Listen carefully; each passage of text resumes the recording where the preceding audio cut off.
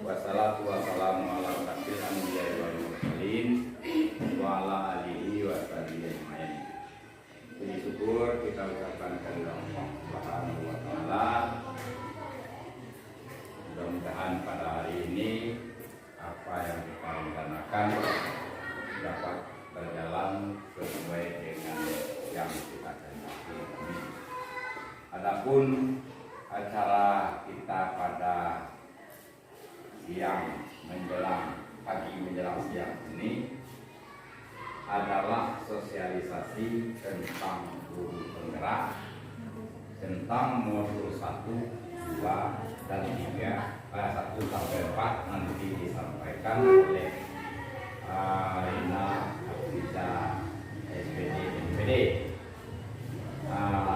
Karena berhubungan dengan guru penggerak yang tahun depannya pasti nanti pemerintah telah memperlakukan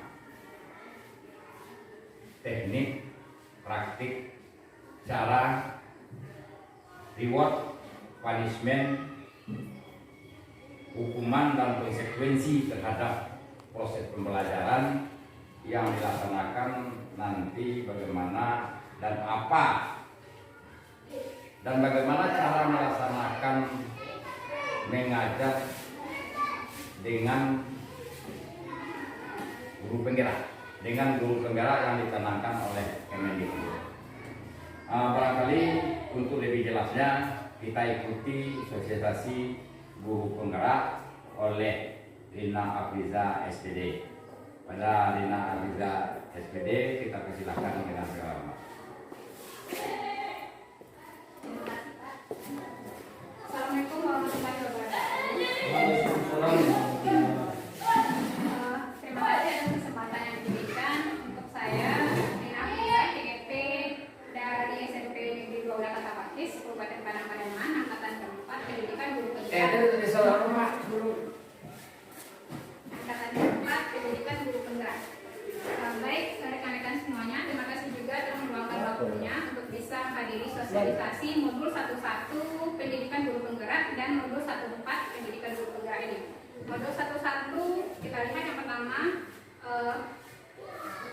berkaitan tentang filosofi pendidikan menurut Ki Hajar Dewantara. Jadi modul 11 ini adalah kaitannya dengan kurikulum 2013 juga yang saat ini sudah kita canangkan dan sudah kita laksanakan di sekolah. Jadi kita akan mereview atau kita mungkin akan melakukan refleksi diri dengan melihat bagaimana filosofi pendidikan yang sebenarnya menurut Ki Hajar Dewantara tersebut.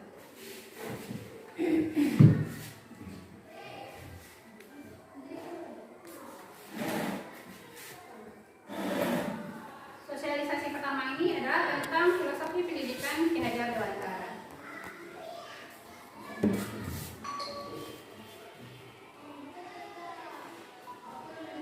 Kita lihat sedikit tentang profil Bapak Ki Hajar Dewantara. Beliau merupakan seorang tokoh pendidikan nasional yang merumuskan kerangka dasar tentang pedagogi dan tata kelola sekolah yang bernafaskan dan bersemangat nasional atau yang saat itu disebut dengan Nusantara. Kerangka tersebut terekam ke dalam koleksi tulisannya yang kemudian diterbitkan menjadi judul pemikiran, konsepsi, keteladanan, sikap merdeka. Jadi pendidikan, pemikiran, konsepsi, keteladanan serta sikap merdeka itu merupakan tulisan yang diterbitkan oleh Bapak Ki Hajar Dewantara sebagai salah seorang penggerak di bidang pendidikan. Kemudian Bapak Ki Hajar Dewantara merumuskan filosofi pendidikannya berkaitan tentang tidak ada keabadian dalam kehidupan manusia dan lingkungannya. Jadi pengaruh alam dan zaman merupakan kuasa kodrat yang tidak akan bisa dihindari oleh manusia. Jadi anak-anak juga merupakan sebuah kehidupan nanti yang akan tumbuh sesuai dengan kodrat serta kodrat alam serta kodrat zamannya. Jadi anak-anak didik kita itu merupakan sumber daya manusia yang sudah memiliki kodrat sejak lahirnya. Jadi kekuatan kodrat yang dia bawa sejak lahir nanti akan tumbuh dan berkembang sesuai juga dengan kodrat zamannya. Nah, dalam pemikiran Bapak Ki Hajar Dewantara dalam filosofi pendidikannya, beliau menyatakan bahwa anak-anak tersebut akan tumbuh seiring dengan kodrat dan dengan kekuatan kodrat yang sudah dia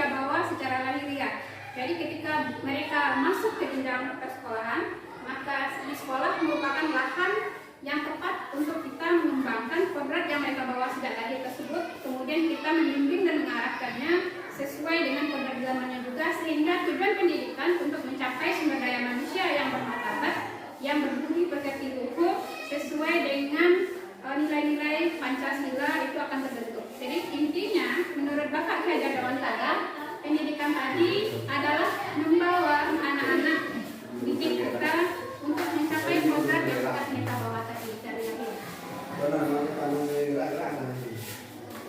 Menurut Bapak Ki Hajar Dewantara, pendidikan itu merupakan pembudayaan buah budi manusia yang beradab dan buah perjuangan manusia terhadap dua kekuatan. Seperti yang tadi saya sampaikan, bahwa ada dua kekuatan yang telah dibawa dari lahir, yaitu kekuatan kodrat dan kekuatan kodrat alam dan kekuatan kodrat zaman. Tujuan pendidikan menurut Bapak Ki Hajar Dewantara yaitu adalah mencapai kemerdekaan. Merdeka artinya di sini adalah setiap orang bisa memilih menjadi apa saja. Begitu juga dengan peserta didik kita. Dengan catatan adanya penghargaan terhadap kemerdekaan yang dimiliki oleh orang lain. Kemudian visi dari pendidikan Bapak Ki Hajar Dewantara adalah seluruh daya upaya yang digerakkan secara terpadu untuk mencapai kemerdekaan aspek lahir dan batin manusia. Jadi tujuan pendidikan itu adalah akhirnya nanti akhirnya adalah mencapai kemerdekaan aspek lahir dan batin manusia untuk menjadi manusia yang bermartabat sesuai dengan nilai-nilai luhur dan kebudayaan bangsa kita. Kemudian ada 3 semboyan yang terkenal dari Bapak Ki Hajar Dewantara dan filosofi pendidikannya ini. Yang pertama adalah ing ngarsa sang tulada, artinya di depan memberi contoh. Kemudian ing madya mangun karsa, artinya di tengah memberi semangat, dan peduri handayani, artinya di belakang memberi dorongan. Jadi 3 semboyan atau 3 semboyan yang dikemukakan oleh Bapak Ki Hajar Dewantara ini erat nanti kaitannya dengan peranan guru serta peranan sekolah dalam membentuk sumber daya manusia tadi. Jadi anak-anak akan kita arahkan untuk mencapai tujuan dari kodrat alamnya dan kodrat zamannya tadi sesuai dengan tujuan pendidikan itu sendiri nantinya. Jadi akan kita arahkan sesuai dengan semboyan ini. Ngasa sang berada, jadi guru merupakan contoh di depan kepada peserta didiknya. Kemudian ing madya mengkarsa, artinya kita juga sebagai pemberi semangat, dan yang terakhir kita juga menjadi pendorong bagi anak dalam mencapai kodrat kekuatan kodratnya atau mencapai potensi-potensi dan bakat yang sudah mereka punya sejak lahir.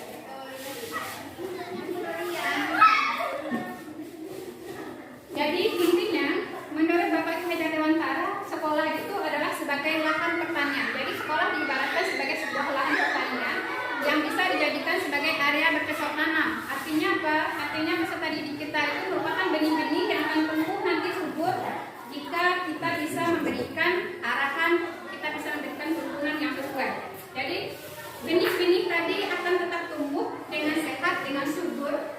Kemudian dia akan nanti mencapai proses berbuah ketika nanti difasilitasi oleh petani. Jadi petaninya di sini adalah kita sebagai guru, kita sebagai pendidik. Dimanapun benih-benih itu akan tumbuh, ketika lahan yang tadi subur, kemudian dia dirawat, kemudian dia diarahkan dengan baik, maka benih tadi akan menjadi padi yang benih atau yang istilahnya bisa kita petik nanti manfaatnya untuk pembangunan bangsa kita. Jadi inti dari pendidikan, filosofi pendidikan Ki Hajar Dewantara itu nanti adalah murid-murid akan mencapai kemerdekaannya dalam proses pembelajaran.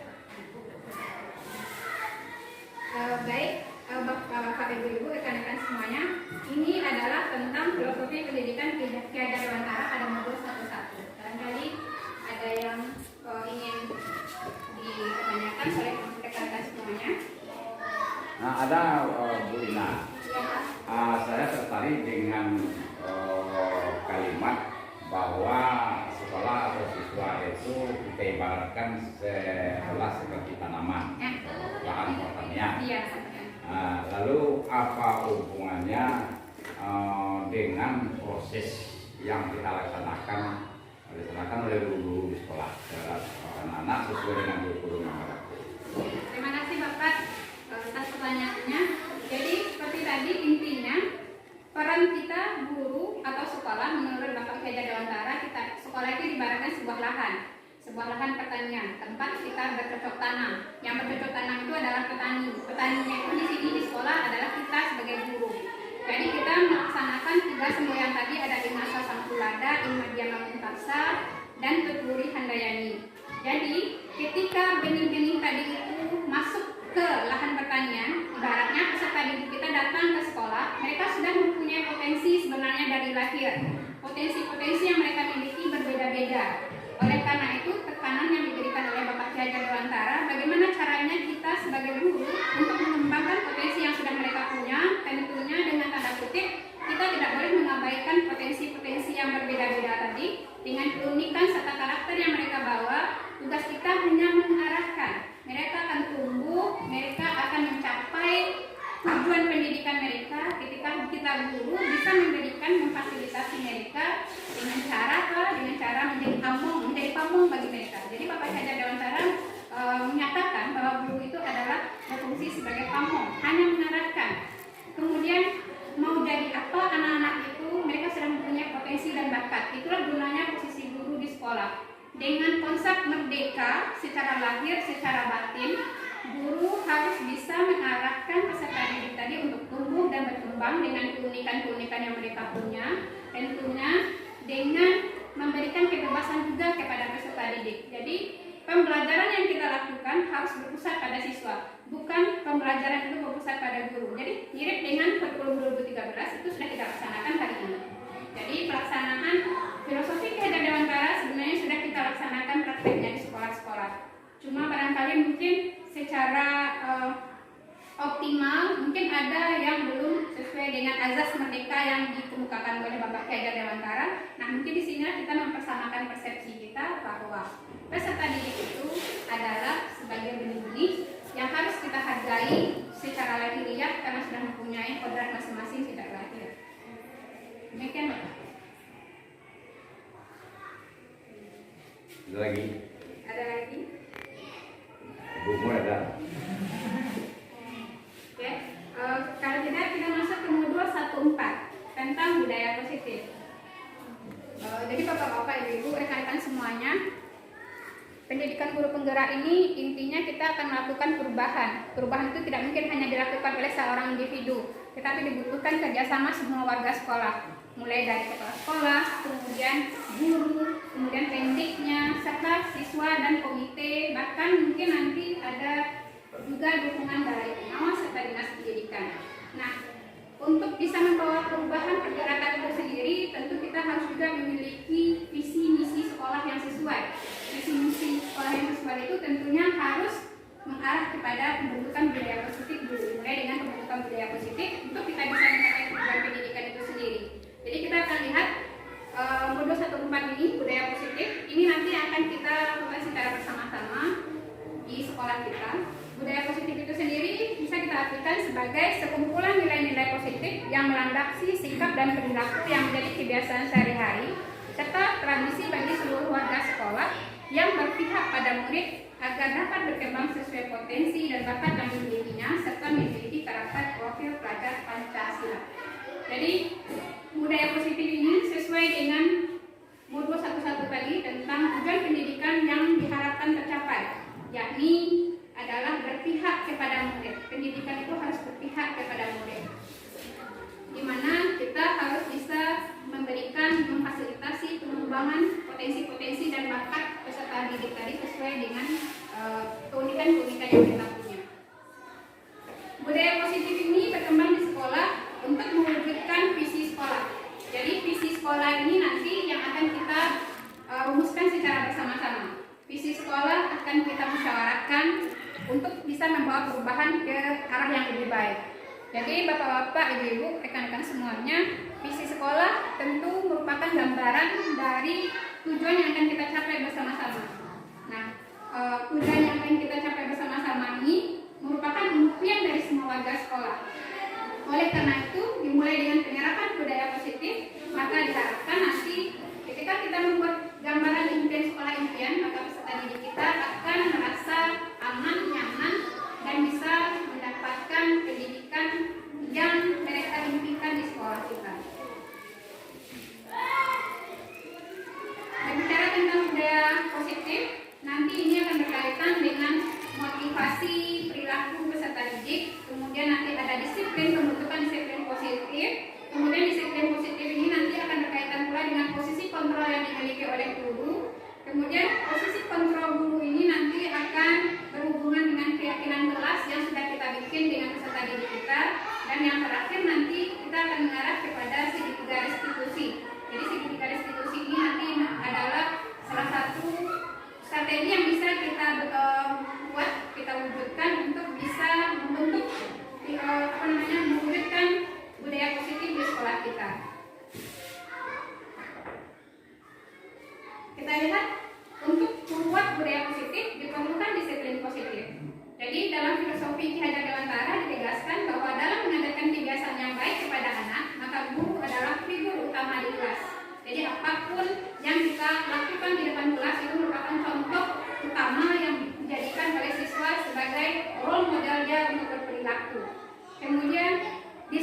positif ini nanti akan berkaitan dengan motivasi perilaku manusia. Jadi ada 5 motivasi yang ditunjukkan oleh peserta didik kita.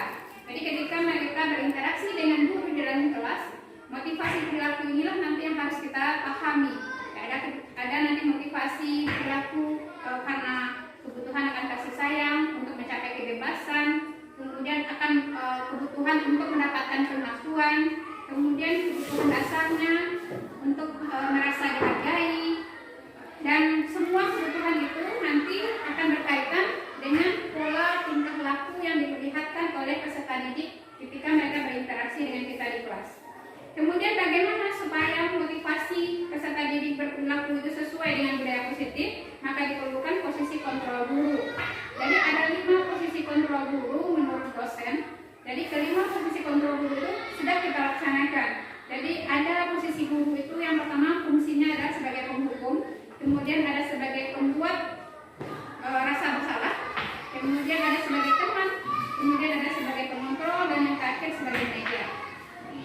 Dan posisi kontrol guru ini kita refleksikan sendiri kepada diri kita yang mana yang sering kita laksanakan. Sejatinya yang paling diharapkan posisi kontrol guru adalah tentunya sebagai teman, kemudian sebagai tim manajer yang lebih baiknya dan yang sesuai dengan filosofi pendidikan Ki Hajar Dewantara. Tapi itu kembali kepada bagaimana kasus yang kita temukan ketika di dalam proses pembelajaran. Barangkali kita bisa menjadi posisi sebagai teman, sebagai pengontrol dan manajer. Jadi di dalam filosofi pendidikan menurut Ki Hajar Dewantara, posisi penghukum, kemudian pembuat rasa bersalah, itu sedemikian rupa sebaiknya kita posisikan, kita rubah menjadi sebagai teman, pengontrol dan manajer agar sesuatu ini bisa tumbuh dan mencapai kebebasannya secara lahir dan batin dalam mencapai tujuan pendidikannya di sekolah. Kemudian posisi kontrol guru tadi juga akan lebih terbentuk ketika kita melakukan keyakinan kelas. Jadi keyakinan kelas ini sangat penting sekali disepakati oleh anggota kelas. Hal ini dimaksudkan agar siswa secara konsisten menanamkan budaya positifnya di kelas untuk membentuk karakter siswa yang sesuai dengan profil pelajar Pancasila. Jadi siswa akan memiliki motivasi intern, akan termotivasi sendiri untuk bersikap positif tanpa harus kita sebagai motivator keduanya dalam mengarahkan mereka untuk berperilaku positif. Jadi perilaku budaya positif itu harus lahir secara internal dari dalam diri siswa, bukan dipaksakan atau bukan berasal dari dorongan oleh guru. Dan keyakinan kelas ini nanti merupakan kesepakatan yang lahir dari siswa-siswa sendiri. Jadi guru hanya perlu memfasilitasi terbentuknya keyakinan kelas positif. Kemudian ketika nanti ada pelanggaran yang dilakukan oleh anggota kelas, maka perlu disepakati juga nanti bentuk konsekuensi yang akan diterima oleh peserta didik. Ketika mereka melanggar dan mereka kembali kepada keyakinan kelas, ketika mereka melakukan refleksi diri, maka diharapkan nanti perilaku positif yang akan terbentuk itu adalah yang kontinu atau yang berkelanjutan. Nah, pertanyaan untuk kita ya. Menurut segitiga restitusi, ya. Murid juga akan menemukan konsep manusia ideal sesuai dengan profil pelajar Pancasila. Untuk mencari atau menemukan konsep manusia ideal itu tentu sebagai guru, sebagai pahong, ada 5 kegiatan guru tadi: menghukum, sebagai pembuat rasa bersalah, kemudian kontrol, teman, ya, sebagai manajer. Kemudian bagaimana model kontrol yang dimiliki oleh seorang guru terhadap perilaku siswa yang tidak sesuai dengan kesepakatan kelas atau sekolah yang berdasar kepada profil pelajar Pancasila tadi. Jadi ya, tolong dijelaskan. Ya, baik Pak, terima kasih. Jadi kita tadi berbicara bahwa guru merupakan role model pertama, yang paling pertama menjadi contoh di kelas. Dalam proses pembelajaran itu ada kegiatan meniru namanya, mencontoh kita sebagai contoh utama dari siswa kita. Jadi ketika keyakinan kelas terbentuk, fungsi guru tadi adalah sebagai fasilitator, hanya memfasilitasi terbentuknya keyakinan kelas yang disepakati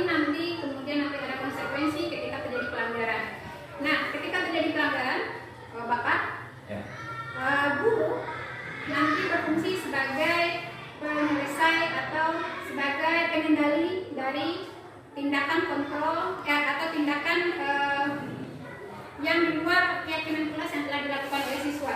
Jadi bagaimana caranya guru nanti menyelesaikan kasus yang terjadi ketika terjadinya ketidaksesuaian dengan keyakinan kelas yang sudah disepakati. Maka segitiga restitusi merupakan salah satu cara yang bisa dilakukan oleh guru di dalam mengembalikan siswa tadi untuk bisa kembali kepada keyakinan kelas. Jadi di segitiga restitusi ini Bapak, nanti guru akan melakukan pendekatan melalui 5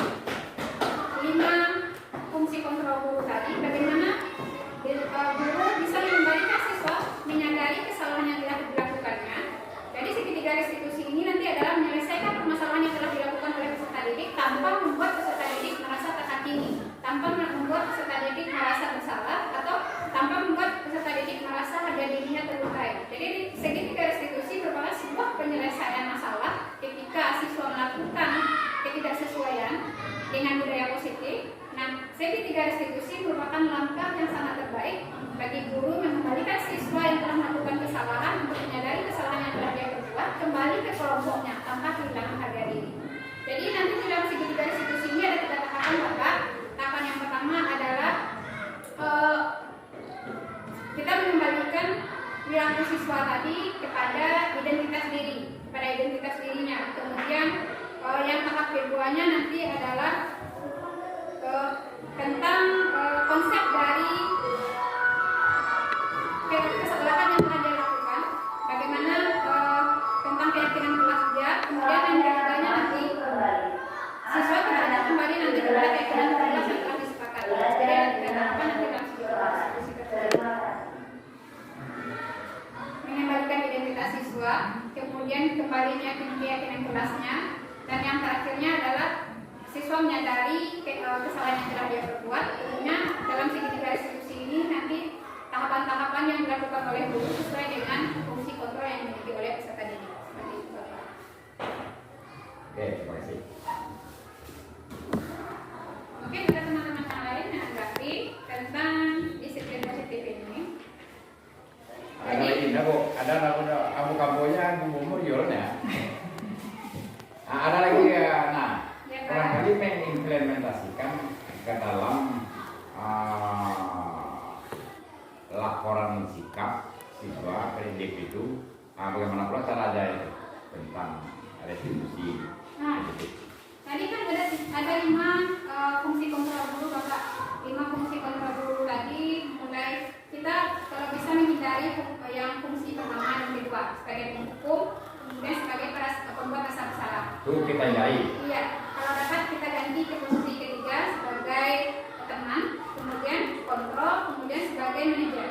Fungsi sebagai kontrol itu adalah jawaban dari pertanyaan Bapak tadi. Jadi kita melakukan mengevaluasi apakah siswa yang sudah kita berikan keyakinan kelas tadi sesuai tindakan dan perilaku yang dia perbuat di dalam kesehariannya. Jadi kita berfungsi nanti di dalam fungsi kontrol sebagai pengontrol tadi adalah mencatat apa saja tindakan-tindakan yang telah dia perbuat. Nah, yang mencatat ya, mendokumentasikan. Ya. Jadi fungsi yang keempat itu Bapak di dalam fungsi kontrol guru. Baik teman-teman semuanya, rekan-rekan semuanya, modul 11 dan modul 14 itu ada kaitannya nanti dengan pergerakan yang akan kita lakukan di sekolah. Tentunya pergerakan yang kita akan lakukan itu membutuhkan kesepakatan warga sekolah semuanya. Tidak bisa berjalan sendiri secara individu, tidak bisa dilakukan sendiri oleh guru, tidak juga bisa dilakukan sendiri oleh kepala sekolah, melainkan kerjasama atau kolaborasi kita semuanya. Jadi kolaborasi yang kita butuhkan untuk mewujudkan impian kita dalam membawa peserta didik kita ke arah yang lebih baik. Jadi peserta didik merasa sekolah merupakan rumah keduanya, menjadi tempat ternyaman, teraman, itu ketika ada budaya positif di sekolah tersebut. Jadi budaya positif tentu harus dimulai dari guru, siswa, dan semua warga sekolah. Perlu dukungan juga nanti dari semua komponen sekolah, termasuk orang tua siswa. Jadi rekan-rekan semuanya, demikian sosialisasi modul 11 tentang filosofi pendidikan keadaan Nusantara serta modul 14 budaya positif. Terima kasih atas waktu dan kesempatan untuk menghadiri sosialisasi ini. Terima kasih Bapak, Ibu. Kita cukupkan sampai di sini. Assalamualaikum warahmatullahi wabarakatuh. Apa yang disampaikan seorang guru penggerak, karena kita punya guru penggerak, tentang pembicaraan kita tentang modul 1 dan modul 4 tentang bagaimana mengkolaborasikan ide dari belajar cara guru sebagai pamong. Kemudian untuk selanjutnya nanti mungkin ada tambahan-tambahan dan semuanya berdasarkan Permendikbud yang kemarin bahwa guru penggerak itu akan bekerja mensosialisasikan, memberikan pelatihan-pelatihan ke seluruh guru dari mereka sampai jenjang pendidikan sekolah menengah atas. Seluruhnya akan bertuju pada program yang namanya guru penggerak yang bersumber daripada pendidikan dari guru-guru sebelumnya. Ada yang timpang di sini diperbaiki di sini, ada yang kurang di sini diperbaiki di sini. Alangkah baiknya kalau hal bersangkutan kita ikuti dari awal ini dari sebelumnya, maka kita tidak tanggung lebih baik. Barangkali atas kehadiran Bapak Ibu pada asosiasi pada hari ini kita ucapkan ribuan terima kasih. Dan terakhir kita berikan aplaus kepada narasumber. Demikian saja. Assalamualaikum warahmatullahi wabarakatuh.